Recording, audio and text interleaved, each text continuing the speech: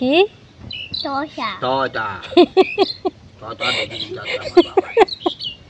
চারা, শশার চারা মাশাআল্লাহ 3টা চারা উঠছে, কারণ এই চারাগুলো একটু সুন্দর হয়েছে, সুস্থ সবল হয়েছে। দ্বিতীয়বারের মতো মরিচের বীজ দিতেছি আবার। আসসালামু আলাইকুম, আমি অন্তরা। আশা করছি সবাই ভালো আছেন। ছাদ বাগানে আজকে আবারও চলে আসলাম।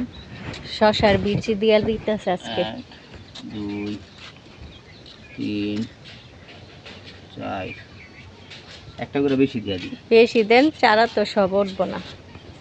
আর এর মধ্যে উঠলো 5 টাকা সারা নিতে পারবো 25 টাকা। হ্যাঁ, এগুলো মাটি বেশি লাগে না তো, আর শশা গাছ বেশি বড় হয় না, ফল ফলে মরে যায়।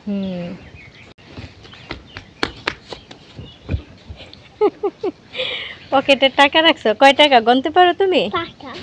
5টা। কয় টাকা বলো? 5000 টাকা। 5টা কয় টাকা? বলো 5000 টাকা। 5000, 1000 টাকার নোট না? আচ্ছা রাখো।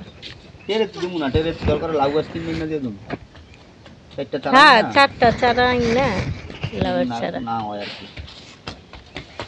সব তো আর ওঠে না, বীজ হয় না। প্যাকেটের বীজ যেমন আবার সব ওঠে, কিন্তু এগুলা তো খোলা বীজ কিনে আনলে সব ওঠে না। খোলাও দিতে। হ্যাঁ দাও।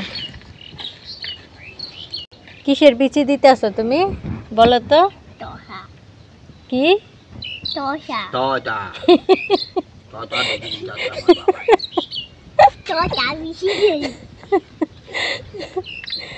শশা বলো। হ্যাঁ শশার বিচি ছড়াইয়া দিয়া তো, গাছ যদি ওডেও বেশি ওই উঠাইয়া 2টা 3টা রাখে আর কি, ভালো চারা যেগুলা ওইগুলা রাখতে। সব দিয়ে দিল। হ্যাঁ দাও দাও দাও, দেখি আমার ছেলের হাতে কেমন গাছ ওঠে। ঢাইকা দিতে হইব তো বাবা। এটি ঢাইকা দিতে হবে মাটি করে।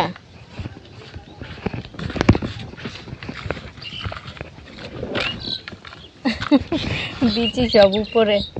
দাঁড়া,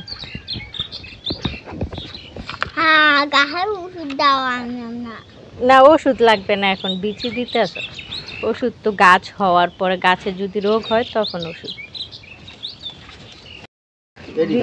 দ্বিতীয়বারের মতো মরিচের বীজ দিতেছি আবার।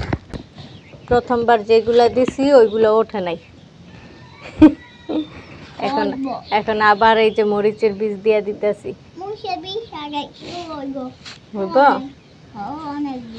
আচ্ছা তুমি এখন যাও, তোমার হাত তো জ্বলবো বাবা। তুমি এই হাত দিয়া কোনো মুখে হাত দিবা না। হ্যাঁ এইভাবে দিবা মুখ তোলা।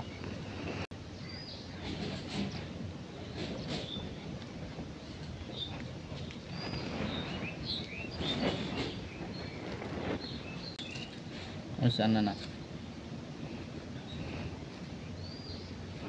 রাখো। তো এই হচ্ছে আমাদের শশার বীজ, চারা উঠতে শুরু করছে। এই যে চারা, শশার চারা, এই যে এখানে 2টা উঠছে মাত্র। এখানে অনেকগুলো উঠছিল, তো এইগুলো উঠে আবার অন্যান্য টবের মধ্যে দেওয়া হয়েছে।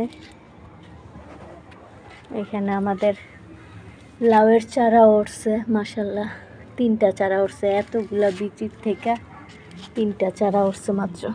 এই যে বীচির অবস্থা কি, উপরটা রয়েছে, চারা ওঠার খবর নাই।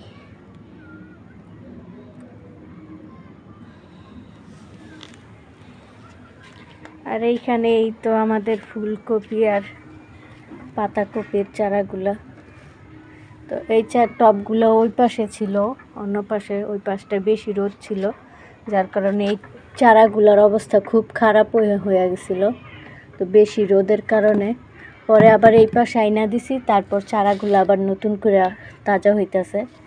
আর এই যে শুরু থেকে এই চারাগুলো শুরু থেকে একটু ছায়ার মধ্যে রাখছি, যার কারণে এই চারাগুলো একটু সুন্দর হয়েছে, সুস্থ সবল হয়েছে। তো প্রথমে আমরা বুঝতে পারি নাই, প্রথমে যে কয়টা চারা আমরা রোদ্রে রাখছিলাম ওই চারাগুলাই দুর্বল হয়ে গেছে। এই যে এখানেও ফুলকপি, বাঁধাকপি, কিছু চারা মারাও গেছে। তারপরেও আলহামদুলিল্লাহ যে এখানে কিছু চারা সুস্থ সবল আছে। আশা করি এই চারাগুলো থেকে এবার আমরা ফুলকপি, বাঁধাকপি খেতে পারবো। এখন কোনটা ফুলকপি কোনটা বাঁধাকপি এটা বুঝতে পারতাছি না। সম্ভবত এইগুলো বাঁধাকপি আর এই পাশেরগুলো হয়তো ফুলকপি হতে পারে। যাই হোক, সবাই দোয়া করবেন আমাদের ছাদ বাগানের জন্য। তো সবাই ভালো থাকবেন, সুস্থ থাকবেন। ছাদ বাগান শুরু করে দিয়েছি আল্লাহর নাম নিয়ে, আস্তে আস্তে বড় করব। তো আজকে এই পর্যন্তই রাখছি। আল্লাহ হাফেজ সবাইকে।